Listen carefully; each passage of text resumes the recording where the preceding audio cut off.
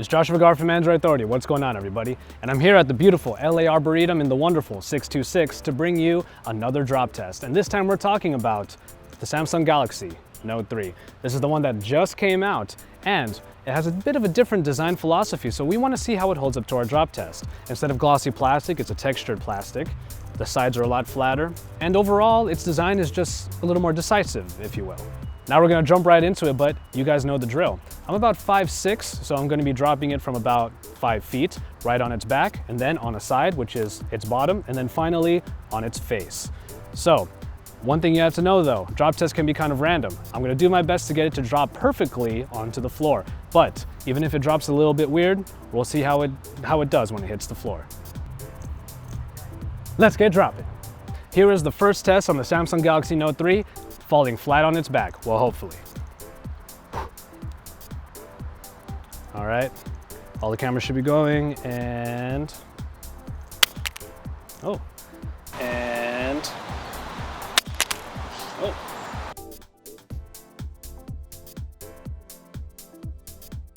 The only real damage that you can see is right around here where it landed. There's a couple scratches there, but other than that, the Note 3 seems to have survived the back test. But let's see how it fares in our side test where we drop it right onto its bottom. So here we go. Here comes our side test, drop it right onto its bottom, and here we go. Whoa.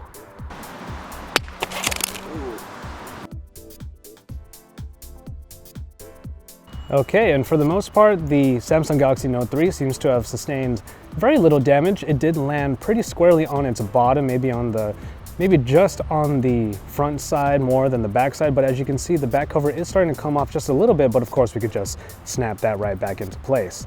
But there are some real scuffs right there. As you can see, the back cover does snap right back into place. We just have a lot of scratches on the bottom side right here.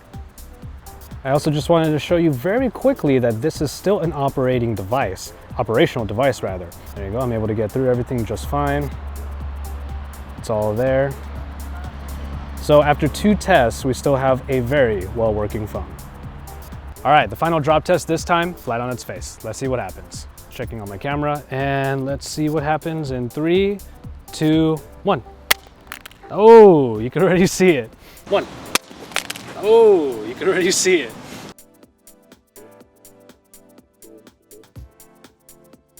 And so there it is. Just like we expected, the screen almost completely shattered. It landed pretty squarely on its front, and on the top left corner there, you can see that's kind of where all of the spider webs actually began. But then it kind of rippled through, and now we have this lovely little pattern of a broken glass screen in front of us. You do have somewhat of the fear that you might cut yourself on the screen. I can feel all of the little shards hitting my finger as I bring the drop down. But yeah, the screen still looks to be operational despite all of these cracks that are here, and I really hope I'm not cutting myself by doing this. On a hot day in Los Angeles, we found out that the Samsung Galaxy Note 3 is more than just a textured back.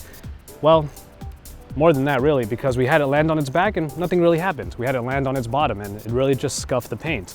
But then, we had it fall flat on its face.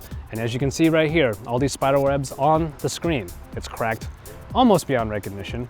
But when we turned on the phone, it still worked. We could definitely still use this phone, much like many iPhones out there. The Samsung Galaxy Note 3 is still operational even after a few drops. So even though you should probably be replacing your screen, it'll still work even if you crack it. So there you have it for this drop test on the Samsung Galaxy Note 3. As always, stay tuned to Android Authority for all of the best coverage because we're your source for all things Android.